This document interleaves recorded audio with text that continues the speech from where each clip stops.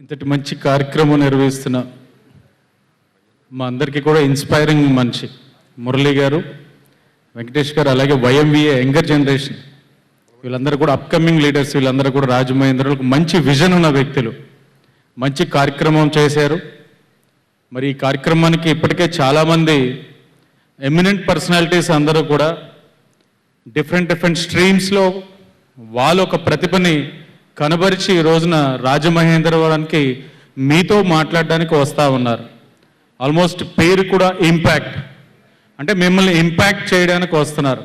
మీరందరూ సింపుల్గా ఇక్కడ వచ్చిన స్టూడెంట్స్ అందరూ కూడా మీరు ఆలోచించాల్సింది ఏంటంటే, ఇలాంటి కొంతమంది పర్సనాలిటీస్ ఇక్కడికి వచ్చి మిమ్మల్ని ఇంపాక్ట్ చేయగలుగుతున్నారు అని అంటే వాళ్ళు ఈ స్థాయికి ఎలా వెళ్ళారన్న విషయాన్ని మనందరూ గమనించాలి. డిఫరెంట్ స్ట్రీమ్స్లో ఉన్నాం మేము కానీ మీరు కానీ మీరందరూ కూడా ఆలోచించాల్సింది ఏంటంటే, వీళ్ళు ఈ స్థాయికి రాగలిగారు అని అంటే తప్పకుండా వచ్చిన ప్రతి అవకాశాన్ని సద్వినియోగపరుచుకుంటున్నారు. ప్రతి అవకాశాన్ని.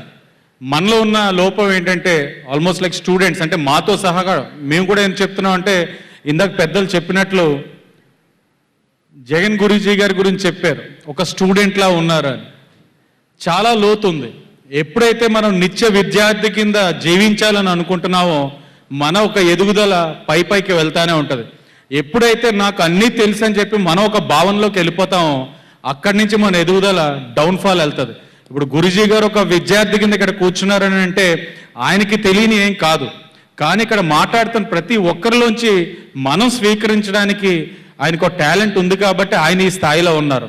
మనలో ఉన్న లోపాలు ఏంటంటే ప్రతి ఒక్కరు కూడా వచ్చిన అవకాశంలోనే ఈరోజు కాదు రేపు చూద్దాం, లేకపోతే ఇది కాకపోతే ఇంకో ఆపర్చునిటీ అనుకుంటాం. కానీ వచ్చిన ప్రతిదాన్ని డూ ఆర్ డై కింద ఫీల్ అయ్యి మనం అటెంప్ట్ చేసినట్లయితే తప్పకుండా వీళ్ళలాగా మీరు కూడా వెళ్ళడానికి అవకాశం ఉంటుంది.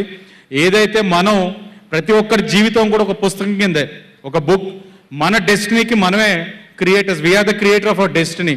మన డెస్టినీ బాగుండాలన్నా మన జీవితాన్ని వీళ్ళలాగా ఒక పుస్తకం కింద ఎదుటి వాళ్ళు చదవాలనుకున్నా అది మన చేతుల్లో ఉంది.